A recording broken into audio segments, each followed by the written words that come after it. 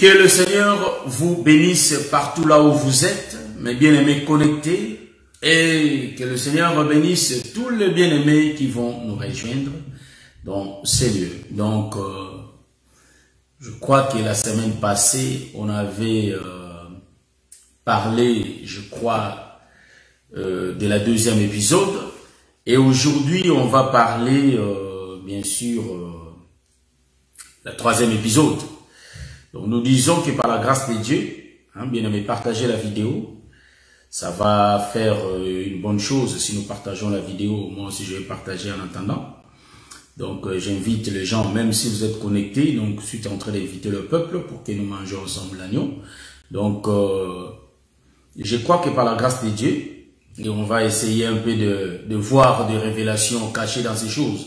Car dans chaque épisode, nous ne parlons pas de la même façon. Et il y a des choses expliquées dans les autres épisodes qu'ici, on n'a pas encore... c'est-à-dire ici, dans la troisième partie, on aura expliqué aussi d'autres choses qu'on n'a pas expliquées dans la première et la deuxième partie. Donc là, nous commençons notre live. Je vous ai déjà salué, ma sœur Liliana Santos, ainsi que la sœur Esther Makizembenyo Talumba l'a déjà salué. Et je crois que j'ai aussi salué la sœur José Ilengo, ainsi que mes bien-aimés Jean-Didier Dingan, Ghislain Binueta et tous les autres, les bien-aimés David Moliro, tous les autres qui vont être connectés. Et par la grâce de Dieu, je sais que vous êtes déjà salués. La salutation, c'est biblique. Bien-aimés, la salutation, c'est biblique. Et nous disons que nous allons manger l'agneau avant de commencer. Nous allons prier le Seigneur. Éternel, assiste-nous. Enseigne-nous ta sagesse. Rends-nous intelligents, afin que nous comprenions, Seigneur mon Dieu, mon roi, des choses cachées depuis la nuit des temps. Tu savais que dans chaque tribu, ils avaient besoin de ton morceau. Voilà pourquoi tu coupas la femme en 12 morceaux, car tu savais que toutes les tribus en avaient besoin. Et nous disons que l'homme de Galilée, nous avons besoin de te manger afin que nous vivions. Car tu as dit dans les Écritures, que celui qui ne mangera pas ton corps et ne boira pas ton sang, n'aura pas la vie en lui-même. Et nous, nous voulons avoir la vie en nous-mêmes. Voilà pourquoi nous avons quitté nos maisons, pour venir entrer là où l'agneau a été immolé, Dieu de toute gloire. L'agneau d'un an a été tué, éternel mon Dieu, mon roi, afin que nous nous entrons dans la maison et que nous mangeons, afin que nous échappions de la mort. Sois avec nous, assiste-nous, au nom de Jésus. On a ainsi prié. Amen. Oui, mes bien-aimés, nous allons commencer notre enseignement. Donc, la fois dernière, on avait parlé, je crois, on avait laissé beaucoup de portes ouvertes. Beaucoup de portes ouvertes, on avait laissé dans la deuxième épisode. Cette troisième épisode, je ne vais pas fermer toutes ces portes-là. Je les laisse ouvertes. Et je vais prendre une partie de la porte qu'on avait commencé. Et ça, je vais expliquer aujourd'hui. Parce que j'ai dit que je ne vais pas mettre longtemps, mais c'est que je suis en train de voir comme s'il y aura la quatrième partie. Vraiment, ne me condamnez pas, mais je vois la façon dont nous sommes en train de marcher. Il faut qu'on puisse expliquer, détailler un peu beaucoup de choses. Vous savez que la grâce qu'on a reçue de la part de l'Éternel, ça sert à détailler quelques écritures. Voilà pourquoi on ne peut pas passer comme ça. Donc, nous allons donner quelques détails. Voilà. Donc, nous sommes dans les livres, je crois bien, de 1 Roi chapitre 11, si je ne me trompe pas. Donc, notre écriture de base. 1 Roi chapitre 11, 30 à 33. Nous lisons au nom de Jésus. Achija saisit le manteau neuf qu'il avait sur lui. Il déchira en 12 morceaux. Et dit à Jéroboam, prends pour toi 10 morceaux. Car ainsi parle l'Éternel, les dieux d'Israël. Voici, je vais arracher les royaumes de la main de Salomon et je te donnerai 10 tribus. Mais il aura une tribu à cause de mon serviteur David et à cause de Jérusalem, la ville que j'ai choisie sur toutes les tribus. Et cela parce qu'ils m'ont abandonné. Donc, l'objectif, parce qu'ils m'ont abandonné et se sont prosternés devant Astarté, divinité des Sidoniens, devant Kemosh, dieu de Moab, et devant Milcom, dieu des fils d'Ammon, et parce qu'ils n'ont point marché dans mes voies pour faire ce qui est droit à mes yeux et pour observer mes lois et mes ordonnances, comme l'a fait David, père de Salomon. Amen. Donc, ça, c'était notre écriture de base. Rapidement, je prends encore une autre écriture. Nous sommes dans les livres de 1 Samuel, chapitre 24. Prenons rapidement l'écriture. 1 Samuel, chapitre 24, le verset 4 à 5, je crois. Nous lisons l'écriture. Il arriva des parcs, je crois, 1 Samuel, chapitre 24. Il arriva à des parcs de brebis qui étaient près du chemin, et là se trouvait une caverne où il entra pour se couvrir le puits. David et ses gens étaient au fond de la caverne. Les gens de David lui dirent, voici les jours où l'Éternel te dit, je livre ton ennemi entre ta main, traite-les bon, te semblera. David se leva et coupa doucement les pannes du manteau de Saül. Voilà, ça aussi, on va marcher dans ça pour essayer un peu d'expliquer des choses que nous allons vraiment comprendre ici. Donc, nous avons commencé cet enseignement. Je salue mon bien-aimé Blanchard, Quinta. On a commencé sur les déchirements. On a expliqué qu'Abraham était roi. Donc, si nous disons qu'Abraham était roi, véritablement cet homme était roi. Car de lui est sorti toutes choses. Voyez-vous? Donc, ici, on a vu beaucoup de choses. Donc, ceux qui veulent qu'on puisse récapituler un peu, n'ont qu'à aller voir, aller suivre la vidéo précédente. Donc, là, on a expliqué aussi des choses. Sauf que, là-bas, on avait laissé, en réalité, plusieurs portes ouvertes. On aura le temps de commencer à le fermer au 4e, 5e épisode, je crois bien, par la grâce de Dieu. Donc, ici, là, donc, nous allons vraiment essayer d'expliquer des choses. Vous savez que le manteau était entre les mains d'Achija. Oh, j'aime ça. Nous avons bien dit. Le manteau qui a été déchiré par les prophètes lui-même. Donc, le premier mouvement, j'avais dit ça dans la première épisode. Le premier mouvement, il y a les prophètes Achija qui déchirent les manteaux. Il propose, lui-même propose à Jéroboam 10 tribus. J'aime ça, frère. Il reste avec 2 tribus. Nous comprenons que Jéroboam qui reçoit les 10 tribus, il reçoit l'autorité de commander Israël. Voyez-vous? Donc Jéroboam n'est rien d'autre que l'ombre de Moïse qui est envoyé pour aller commander ce peuple, diriger ce peuple, délivrer ce peuple. Voilà pourquoi Dieu lui a donné ces 10 morceaux de sa robe pour que Jéroboam puisse diriger ce peuple. Donc ici, si nous tournons, nous voyons que Jéroboam, en réalité, il est l'ombre de Moïse qui va descendre en Égypte, voyez-vous, pour aller commander, diriger le peuple de Dieu.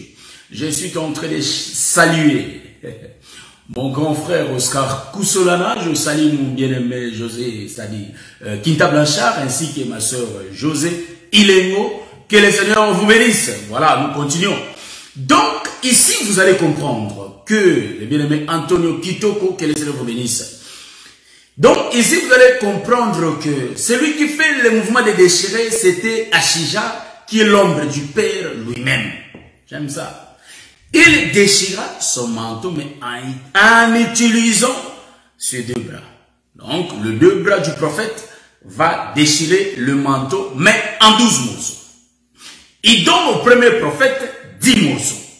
Et il reste avec 2 morceaux. Donc, nous comprenons que les 2 morceaux-là, en réalité, existaient déjà avant même que cela soit séparé. Est-ce que vous voyez ça? Car nous avons dit que Israël était un pays. un royaume avant que cela se déchire. C'est au temps de Salomon que ce royaume, Dieu a décidé de le déchirer. Voyez? Donc ici, vous allez comprendre que cet homme d'Achija nous explique Dieu qui avait Israël entre ses mains. Donc, Israël entre ses mains, c'est le manteau d'Achija, qui est Israël. Mais Dieu décide de déchirer. Bon, vous savez que dans l'évangile, nous aimons des virgules. Et quand nous virgulons aussi, c'est pas mauvais, car nous donnons beaucoup des aspects de l'évangile. Je vais expliquer une chose. Vous savez que quand le prophète Judas avait déchiré cette femme en 12 morceaux, il avait distribué chaque morceau à une tribu d'Israël. Donc, comme il y avait 12 tribus d'Israël, nous comprenons que chaque tribu avait reçu un morceau. Bon, je vais expliquer les morceaux. Les morceaux, je l'avais dit, déjà je crois bien, c'est la partie de la connaissance que Dieu donne à chaque tribu. Voilà pourquoi nous ici, en Allemagne, nous sommes en train d'expliquer un morceau de la robe d'Achija. En d'autres termes, nous expliquons une partie de la révélation de Christ.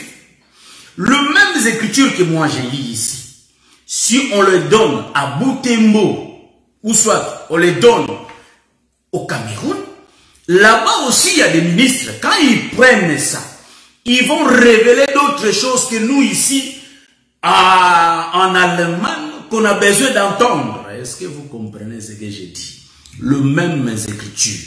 Donc, la tribu d'Issachar, ils ont reçu un morceau, ils n'ont pas la connaissance du morceau dont la tribu de Benjamin a reçu. Est-ce que vous comprenez ce que j'ai dit? Cela veut dire quoi? En réalité, Christ se révèle dans chaque tribu selon son bon vouloir. Est-ce que vous comprenez?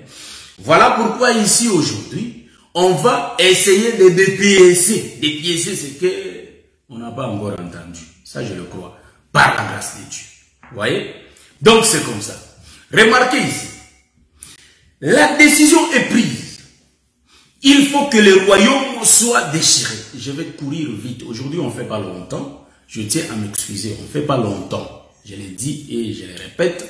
Nous allons finir vite parce que il y a une veillée quelque part qu'on va aller. Donc, il y a mon collègue qui a perdu sa belle-sœur qu'on va aller assister. Donc, dès que j'ai fini l'émission, donc ils ont déjà commencé à 18 h là, ils vont finir à 22. Dès que j'ai fini l'émission, je vais partir rapidement. Donc, je serai un peu court. Voilà pourquoi je vais courir, hein, comme l'Autriche. Voilà, c'est un peu ça. Donc, avançons. En réalité, Achija, il libère les 10 morceaux. Quand il libère les 10 morceaux, nous comprenons que c'est Moïse qui prend ça. Il part. Il reste avec les 2 morceaux. Bon, c'est les 2 morceaux là que je vais expliquer. Mais les 2 morceaux de vêtements, il dit bien dans les Écritures, il est en train de dire que à cause de son serviteur David, donc il va laisser une lampe pour David et pour Jérusalem. On a bien lu ça. Donc ici, nous allons comprendre que ça reste entre les mains du prophète. On a expliqué ça, mais maintenant je vais expliquer ça, mais d'une autre manière. Pourquoi il va retenir les 2 morceaux? Parce que il faut que les 2 morceaux restent devant la lampe. Est-ce que vous comprenez? Donc, Achija qui est le prophète, c'est l'ombre du Père qui est lui-même la lampe. Il faut qu'il reste avec les 2 morceaux.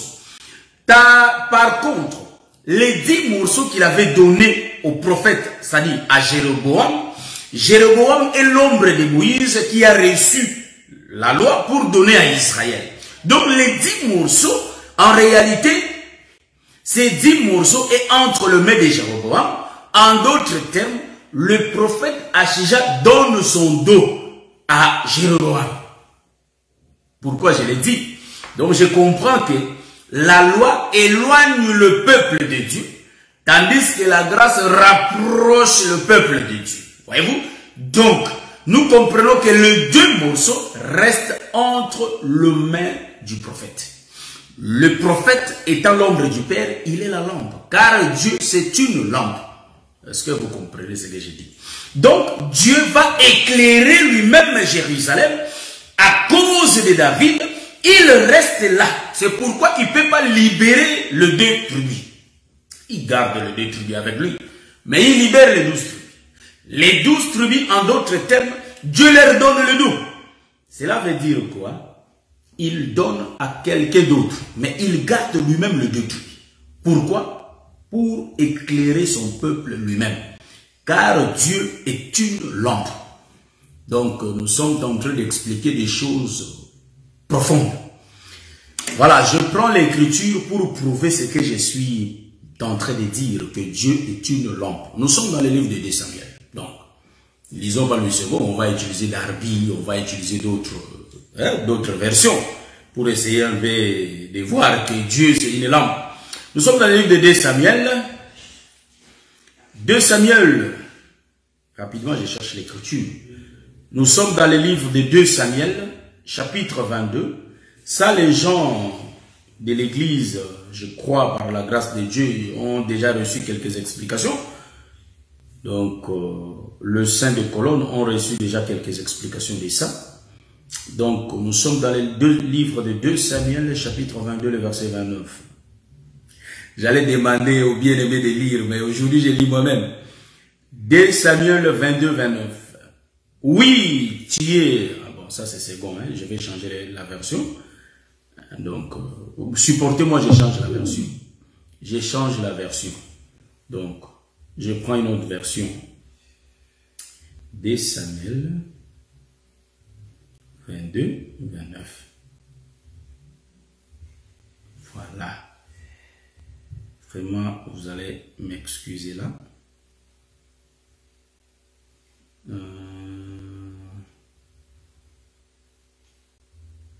Supportez-moi en attendant que je trouve l'écriture. Donc, voilà. Comme j'ai pas l'internet, ça me complique un peu. Voilà, je lis la version d'Arby. Nous lisons au nom de Jésus.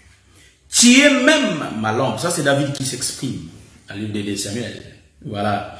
Il dit, car toi, Éternel, tu es ma lampe. Et l'Éternel fait resplendir mes ténèbres. Voyez-vous? Car toi, Éternel, tu es ma lampe.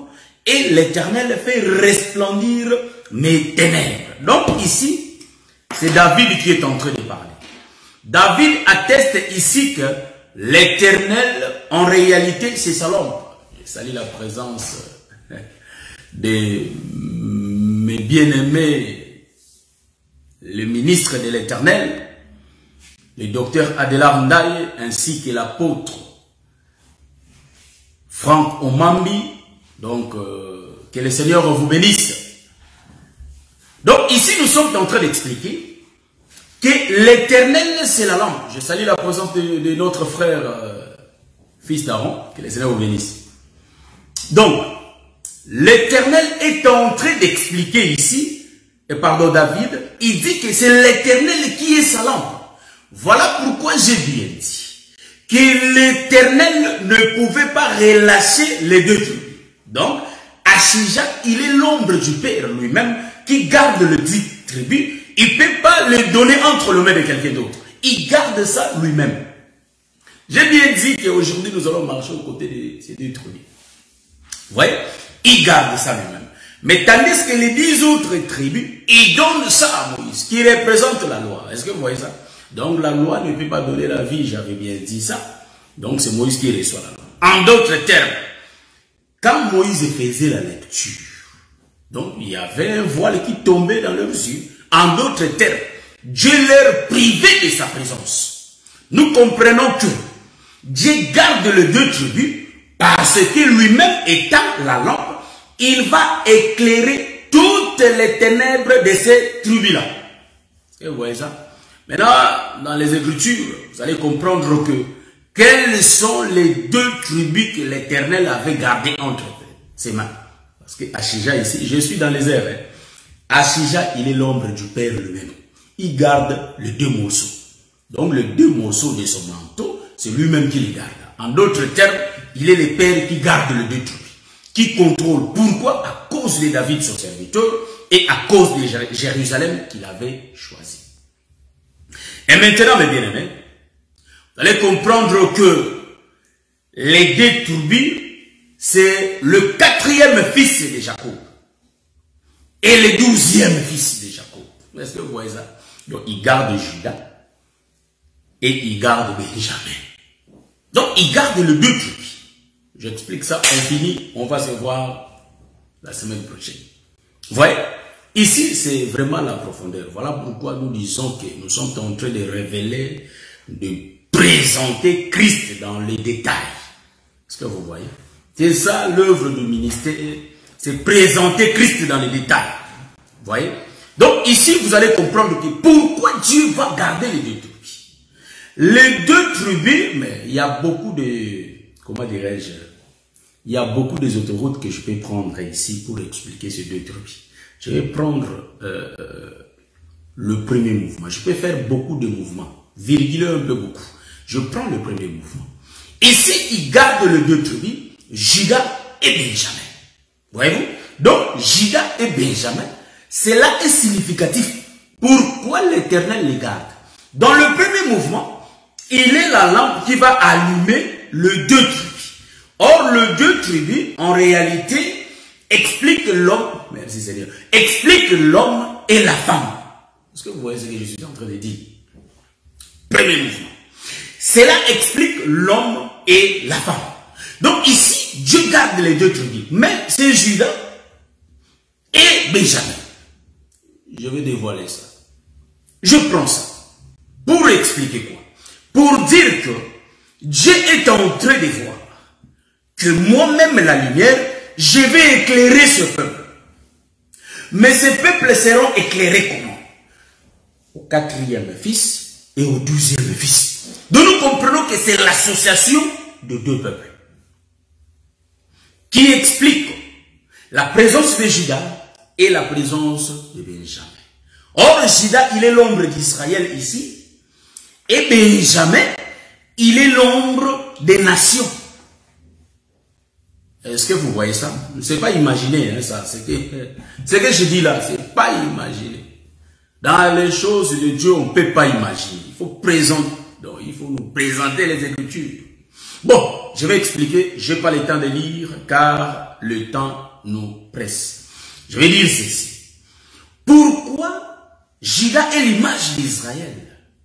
Parce que quand la lampe éclairait le peuple, donc le 2 peuples entre le prophète Achija, en d'autres termes, les 2 morceaux de la robe, Achija étant la lampe, quand il éclairait le peuple, il a fait le mouvement de prendre, ça on ne peut pas voir, mais j'explique ça.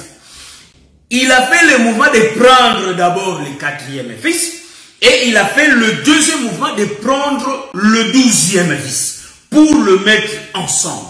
Donc il associe et Judas et Benjamin. C'est pourquoi nous avons dit, étant la lampe, il a éclairé d'abord Israël. C'est pourquoi j'ai bien dit que l'association de l'homme et de la femme. Je l'ai dit pourquoi? Parce que Judas, il est l'homme de Benjamin. Est-ce que vous comprenez ce que j'ai dit? Parfois j'explique des choses à la manière des hommes, c'est difficile à comprendre. Mais c'est ça l'évangile que Christ avait dit, qu'ils entendront, mais ils ne comprendront pas. Donc, ici, celui qui reçoit en premier la lumière, c'est Judas. Il est le 4e. Donc, c'est lui qui reçoit la lumière en premier. Je vais prendre l'écriture pour expliquer ça. Donc, Judas, il est l'ombre d'Israël. Or, quel est cet Israël? Parce que Israël a été déchiré en deux. Est-ce que vous voyez ça? Quel est cet homme d'Israël? Donc, le déchirement d'Israël ici que j'ai dit, là où je suis dans l'autoroute, dans mon autoroute en 2, vous allez comprendre que la première partie, c'est des souverains sacrificateurs. La deuxième partie, c'est des pierres, c'est des gens. C'est des prophètes de Jérémie, c'est des prophètes d'Ésaïe. Tout le monde, j'ai dit ça, j'avais expliqué ça. Est-ce que vous voyez ça? Donc, en réalité, vous allez comprendre que c'est lui qui reçoit en premier la lumière. Ce sont des pierres qui ont reçu en premier les lumières. Pierre, Jean, Jacques, Matthieu, et tous expliquent Judas. Est-ce que vous voyez ça? L'ombre d'Israël qui reçoit en premier la lumière. Mais remarquez, c'est lui qui reçoit la lumière en deuxième. C'est Benjamin.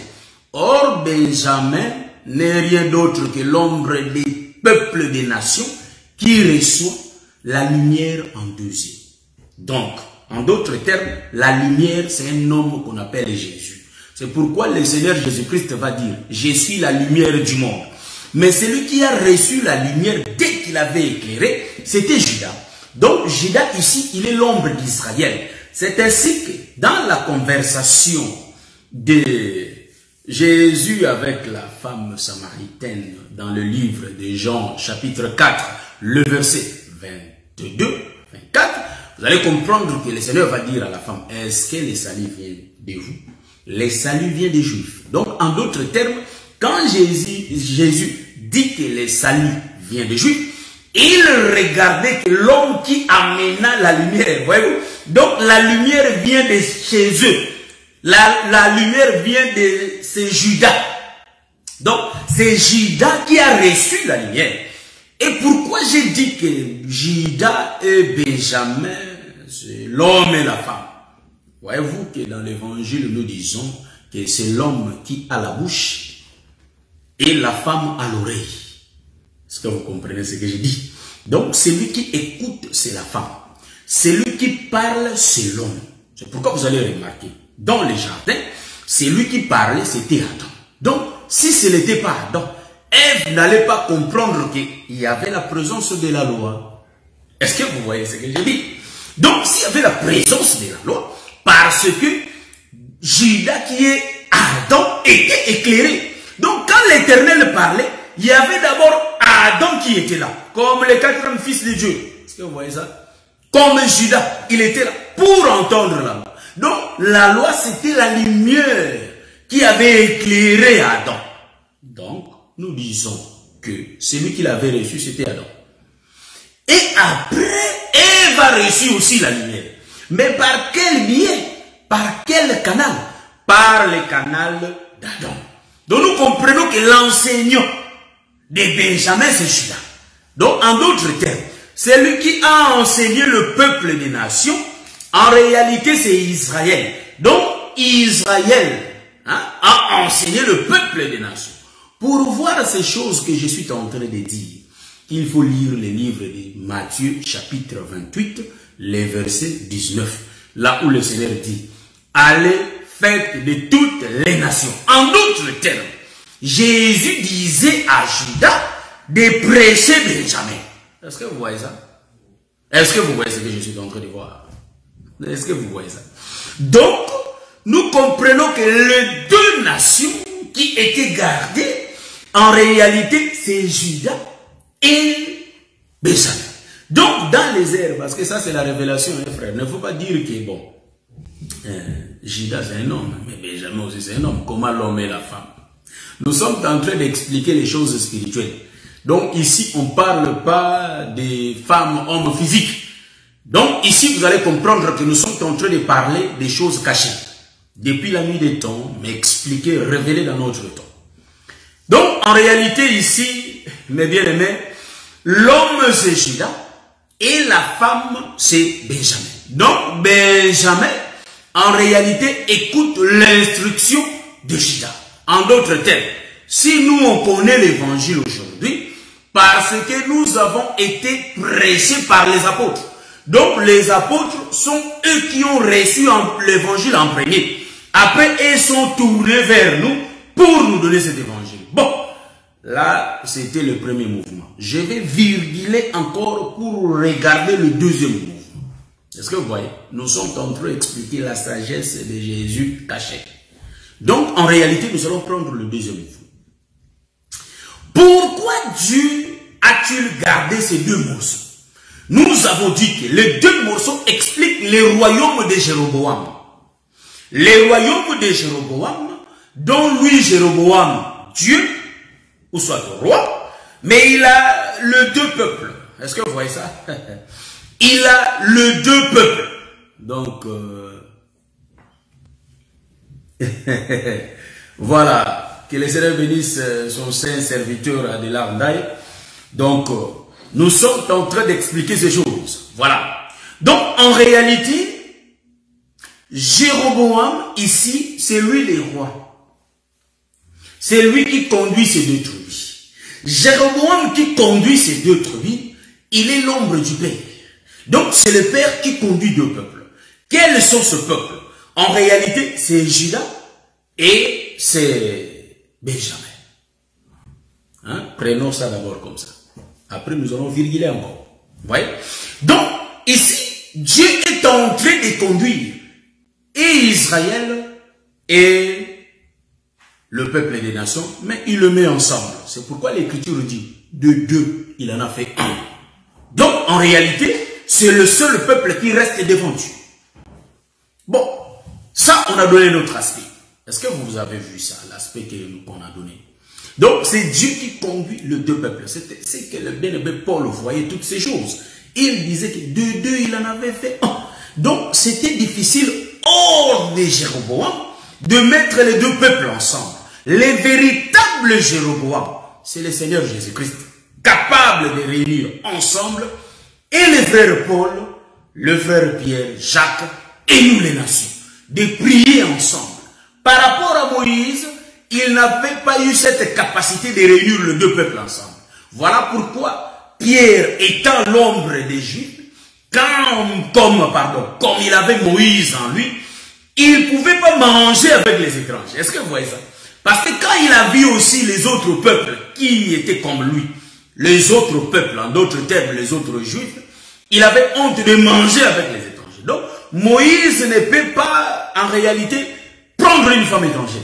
C'est lui qui prend une femme étrangère, c'est le Seigneur Jésus-Christ. Je suis dans les airs. Il ne faut pas me dire, mais même Moïse lui-même, on lui a reproché physiquement parce qu'il avait une femme étrangère. Mais moi, je parle Moïse de la révélation ici. Moïse, la loi. Moïse, la loi. Est-ce que vous comprenez? Donc, Moïse, la loi. Est-ce que vous comprenez ce que je dis là? Bon. Alors, nous allons continuer. Avancer. Que le Seigneur vous bénisse. Donc, prenons un autre aspect. Je laisse Jéroboam. Je laisse Achija les prophètes. Je prends ces deux tribus-là. Je vais prendre ces deux tribus. Nous allons virguler, rentrer dans les jardins, descendre en Égypte, voir ces choses. Vous voyez? Donc, je prends ces deux autres. Le deux là. Je suis focalisé que sur le deux. Aujourd'hui, on explique que le deux tribus. Le deux tribus, je prends Juda et je prends Benjamin. Qu'est-ce que Jacob dit de Juda? Nous disons que Juda, c'est un jeune lion. Juda, c'est un lion. Juda, c'est un homme. C'est ce que Jacob nous dit. Nous allons prendre rapidement l'écriture. Genèse chapitre 49. Je crois le verset 9. Lisons l'écriture et on va donner l'explication. On prend les deux aspects. Et puis on va... Voilà. Genèse chapitre 49. On va parler de ça, mais aujourd'hui on va parler ça autrement.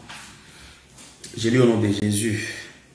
Je prends la bénédiction de Juda. Genèse 49, 9. Juda est un jeune lion. Tu reviens du carnage, mon fils. Il ploie les genoux. Il se couche comme un lion, comme une lionne, qui les fera lever.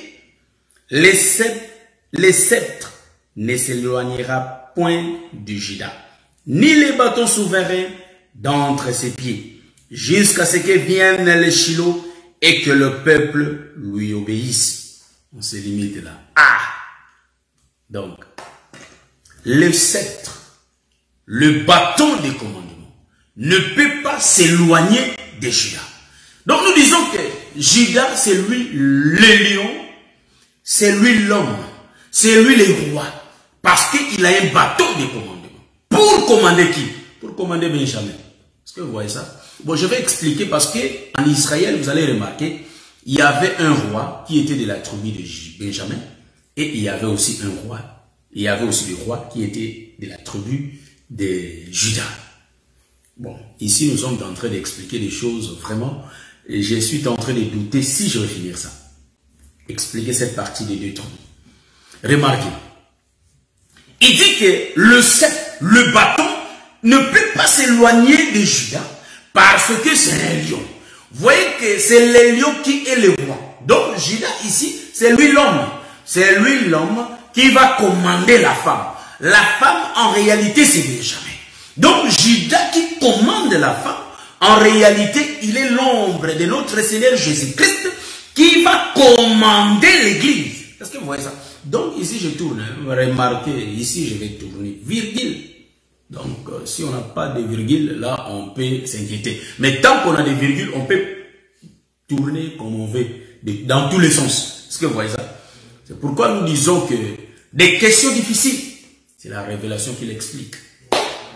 Des questions trop difficiles, qu'on n'a même pas les moyens de trouver l'écriture. Mais je prends une écriture qui n'a rien à voir. Mais quand je veux voler dans la révélation, on a la méthode d'expliquer ça. Et cette écriture nous donne que l'ouverture. C'est pourquoi dans les doctorats, on n'a pas besoin de beaucoup d'écriture. Pas besoin. On peut prendre une seule écriture. On lit ça, et puis on peut sauter dans tous les sens. Voilà. Ici, remarquez une chose. Je vais avancer. Remarquez. Ici, vous allez remarquer, Judas, c'est lui l'homme.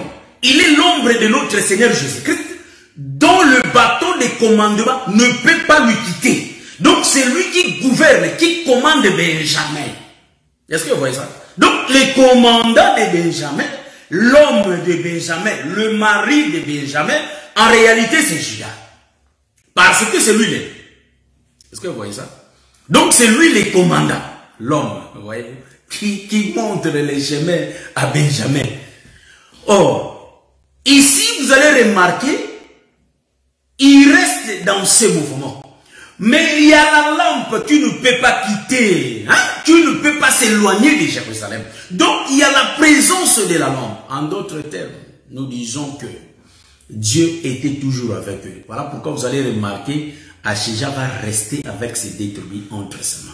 Donc, en réalité, mais tandis que l'autre main a donné les 10 tribus. Le 10 tribus, c'est parti. Donc, Israël s'éloigne de Dieu par rapport à la loi. Mais la main du prophète retient les deux morceaux. Les deux morceaux, c'est les deux peuples. Conduit par Roboam. Roboam, l'ombre de la lampe, frère. Qui était là. Donc, il garde le royaume de Juda. Il garde le royaume de Juda à cause de David, son serviteur. Pour que la lampe reste. Donc, la lampe, on a lu, c'est Dieu. En d'autres termes, hein, 2 Samuel 22, 29. Si nous lisons aussi les livres de Psaume 119, 105, hein, ta parole est la lumière. Donc, la lampe sert à éclairer, donner la lumière devant ce deux peuples. Est-ce que vous voyez ça? Donc, il y a toujours la présence de la parole au milieu de l'homme et de la femme. Il y a la parole qui règne au milieu d'eux. Est-ce que vous comprenez ce que j'ai dit? Il y a la présence de la parole. Si vous voyez que la parole commence à s'éloigner, il faut faire tout de s'approcher de la parole. Est-ce que vous comprenez ça? Car la parole, c'est le Seigneur Jésus-Christ. La parole qui s'éloigne de l'homme, c'est Christ qui est en train de s'éloigner de l'homme. D'où l'homme va s'approcher pour s'approcher à Christ. Est-ce que vous comprenez ce que j'ai dit? Donc, en réalité, ici, vous allez comprendre que les deux tribus expliquent l'homme et la femme. Judas, c'est l'homme. Je vais prendre l'écriture pour regarder. Parce que la femme là est composée de deux. Hein? Parce que le frère Paul nous a expliqué. La femme Benjamin, ici, j'ai fait la virgule. Ça, faut pas comprendre ça dans le premier sens. Ça, c'est le deuxième sens que j'ai fait les virgules. Les virgules, en pluriel. Mais une virgule que je vais faire maintenant, là, la virgule là que je fais, je prends Benjamin 2 dans 1. Vous savez que les 2 dans 1, même les gens du monde ont compris ça. Ils vont nous vendre du lait. Ils écrivent 2 dans 1. Lotion de beauté, 2 dans 1. Donc, c'est seulement 1, mais il y a 2 fonctions dedans. Voyez-vous? Donc, ici aussi, vous allez voir que Dans Benjamin, il y en a deux. Ici, suivez-moi bien. Suivez-moi bien. Je vais expliquer quelle est la bénédiction dont Jacob a prononcé à Benjamin. Bon, c'est difficile à comprendre à la manière des hommes, mais nous allons lire ça. Genèse chapitre 49, les versets. Ça, je vais chercher mes frères. Supportez-vous. Genèse 49, le verset 27. Voilà, c'est ça. Le verset 27. Benjamin est un loup qui déchire. En tout cas, moi, les Benjamin, là, je comprends pas. Benjamin est un loup qui déchire le matin. Il dévore la proie et le soir. C'est même Benjamin. Il partage le butin. Oh, bon. Ici, là, mes frères, il faut me comprendre. Comme l'autre, notre ancien président avait dit, comprenez mon émotion. Je ne comprends pas. Le prophète, quand il parle, il faut faire très attention. Parce que Jacob qui parle ici, c'est un prophète. On nous a enseigné sur la bénédiction, la bénédiction. Beaucoup de ministres ont parlé sur ça. Mais nous, aujourd'hui, prenons ça dans l'autre sens. Cela veut dire que le bien-aimé Daniel, le prophète Daniel avait bien dit, au fur et à mesure que nous avançons, la connaissance augmente. Nous ne disons pas que la connaissance était en bas pour ceux qui nous ont appris cela, parce que c'est grâce à ces enseignements que nous sommes aujourd'hui ce que nous sommes. Donc, voilà pourquoi nous sommes en train de comment dirais-je, on a lu Genèse, on a besoin de l'Exode, on a besoin, vous voyez, ça monte, ça monte, ça monte. Est-ce que Matthieu va dire que moi j'ai bien écrit par rapport à Moïse? Non! Cela veut dire que ce qui nous ont appris, c'est ça la base de la chose. Vous voyez? Donc nous là, nous sommes en train de voler. Dieu est en train de compléter cela.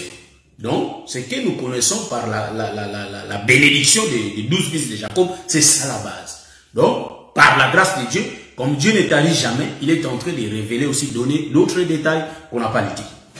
Voilà, c'est ça. Donc ici, nous allons comprendre que Benjamin comme un loup. Vous voyez, un loup. Donc un loup qui déchire. Bon, il va déchirer quoi? Un loup qui déchire le matin. Le soir, il partage. Bon, nous allons vérifier, nous aimons Dieu. Les loups là, il fait les mouvements le matin et il va faire aussi le mouvement le soir. Bon, le matin, on parle que ces loups déchirent. Mais quand on va arriver le soir, il commence à partager le butin. Voyez-vous? Tout ça c'est Benjamin. Remarquez une chose. Je vais ici aussi, je risque de tourner, bon, je vais voir. Bon, ici Benjamin. Quand on parle du matin, on voit Israël dans Benjamin. Et quand on parle du soir, on voit l'église dans Benjamin. Donc nous comprenons que Benjamin, dans la prophétie de Jacob, il est en train d'expliquer deux peuples à la fois. Donc deux dans un. Donc Benjamin dans un. C'est lui qui fait le mouvement de déchirer. Déchirer, c'est quelqu'un qui est en train de détruire quelque chose. Est-ce que vous comprenez? Il est en train de déchirer, mais le soir, il partage le butin. C'est le même Benjamin. Il fait le mouvement le matin et le soir. Bon, je vois par la grâce de Dieu 3 mouvements que je peux faire ici. Je peux laisser tout faire sortir Benjamin comme un homme aussi, qui déchire le matin étant la loi, mais qui va partager le soir étant la grâce, comme Christ. Est-ce que vous voyez ça? Donc Benjamin étant le prophète du matin, il vient le matin, il déchire. Est-ce que vous comprenez? Il déchire, il déchire, il déchire. Parce que, pourquoi déchirer? Il est en train de déchirer l'agneau. Est-ce que vous voyez ça? Il déchire le but. Il déchire l'agneau, pardon. Il déchire l'agneau le matin. Donc c'est la loi qui est venue pour tuer l'agneau. Mais en réalité, la nourriture tuée le matin, tout le temps, on coupait, on préparait et le soir, les gens vont manger. Vous comprenez? Donc en réalité, voilà pourquoi vous allez remarquer, la manne va d'abord tomber. Les prophètes donnent l'ordre. C'est celui qui va déchirer. On va prendre la manne. On commence à piler la manne. On pile la manne. Donc on détruit, on déchire la manne. Et quand on va finir de déchirer la manne, il faut manger. Donc quand on fait le mouvement de piler la manne, donc ça c'est le déchirement. On est en en train de déchirer la main. Est-ce que vous voyez ça? Donc, c'est le prophète qui tue. C'est la loi qui tue la manne. La manne, c'est l'ombre de Christ qui est tué le matin. Il est mangé le soir. Est-ce que vous comprenez ça? Donc, ici, c'est le premier mouvement. J'ai tourné dans ça. Pour voir que ceux qui tuent le matin, c'est toujours Benjamin. En d'autres termes, Dieu s'est manifesté le matin, c'est toujours Dieu. Et il vient se manifester le soir. Voyez-vous, c'est toujours lui. Le même Dieu qui fait le mouvement le matin et le soir. Bon, maintenant ici, je vais tourner encore pour essayer de donner l'autre sens, l'autre côté de la prophétie. Donc, ici, supportez-moi mes bien-aimés, ici vous allez remarquer que Judas, l'association de Judas et Benjamin, c'est le mariage. Donc c'est l'homme et la femme. Ça explique que Christ et l'Église, l'association des deux tribus, restaient entre les mains des prophètes. Ça explique l'homme et la femme. Mais pas l'homme physique, pas la femme physique. Vous voyez? Donc nous parlons des choses spirituelles. Ça parle de Jésus et de l'Église, de Christ et l'Église. Vous voyez? Ici Benjamin, nous avons bien dit que dans lui il y a deux peuples. Il y a le peuple du matin et le peuple du soir dans Benjamin. Il y a le mouvement le matin avec Israël et le mouvement le soir avec l'Église. C'est ça. Bon, je vais prendre une deuxième prophétie. C'est là où ça détermine Benjamin étant vraiment une femme. Hein? Ça, j'aime cette prophétie. Vraiment, l'heure là, j'avais dit que je vais descendre, mais je vois comme si ça ne tient pas toujours parce qu'il y a beaucoup de choses que j'ai dit dans moi que je vais finir ça. Expliquer vite, partir, mais je crois qu'on va arrêter, on va s'arrêter ici. Et on va continuer par la grâce de Dieu le samedi prochain. Parce que là, par la grâce de Dieu. Donc je vais donner la dernière position, c'est-à-dire la dernière position de Benjamin qui déchire les matins et qui partage les soirs, étant un peuple. Donc ça, on vient avec le samedi prochain. C'est pourquoi quand on connaît la profondeur des Écritures, mes bien-aimés, il faut que nous ayons aussi la crainte. Moi, quel que soit comment que je vais tourner, j'ai fini toujours de dire au peuple, il faut avoir la crainte de Dieu. On peut beau connaître les Écritures, on peut mieux même les connaître. Mais si on n'a pas la crainte, frère, c'est inutile. C'est pourquoi j'avais dit dans mes enseignements précédents que vous savez que quand Moïse était monté, Moïse en réalité n'était pas rentré seul, mais il y avait Aaron avec lui. Aaron, l'ombre de Moïse, et en réalité Moïse, l'ombre de Christ, ils marchent ensemble. Donc la connaissance marche ensemble avec la crainte de Dieu. Voilà pourquoi nous disons que la loi était venue avant la grâce, parce que la loi était là pour dire au peuple que ça c'est pas bon, ça c'est bien. Et pour que cette connaissance augmente, c'est pourquoi la grâce était venue. Compléter la connaissance qui manque. Est-ce que vous voyez ça? Donc le ministère, c'est une question de la complémentarité. C'est pourquoi le peuple qui écoute Dieu doit avoir la crainte de Dieu. Un chrétien qui ne craint pas Dieu, en réalité, il n'est pas dans la bergerie de Jésus. Donc nous, étant les chrétiens, ayons la crainte de ce Dieu pour que nous restions dans la bergerie. La crainte de Dieu par rapport aux Écritures noires sur blanc, c'est le commencement de la sagesse. Or, la sagesse, c'est l'homme. Hein? Ça c'est l'évangile que nous aimons. La sagesse, c'est lui-même le Seigneur Jésus-Christ. Donc, que le Seigneur vous bénisse. Je crois que nous allons revenir le samedi prochain pour expliquer. Donc, moi-même, je vais suivre la vidéo. Je vais regarder, je vais voir là où je me suis arrêté et on va voler à partir de là pour commencer, pour continuer la quatrième partie. Donc, cela va expliquer beaucoup de choses. Mais je vous ai dit, quand Dieu dit que la bénédiction de Jacob qui a donné la bénédiction à Judas, nous regardons sa bénédiction, nous regardons la bénédiction de Benjamin, nous avons dit que c'est l'homme et la femme. Donc, dans la Bible, il est question de l'homme Jésus et la femme l'Église. L'Église, c'est deux dans un. Donc, le premier peuple et le deuxième peuple. Que le Seigneur vous bénisse. Je crois bien, mon bien-aimé Père Serge Vieux-Colo est là. Je bénis le Seigneur. Donc, messieurs Zélotes, je vous prie de publier la vidéo sur YouTube. On a fini, on va se voir. Parce que si on continue, tellement c'est circulant, si on continue, et donc en réalité, on va déborder, beaucoup déborder. Et là, il ferme à 22, donc je suis déjà en retard là. Que le Seigneur vous bénisse. Je vais mettre la musique pour finir. Et on va se voir, je crois, par la grâce de Dieu, les samedis prochains.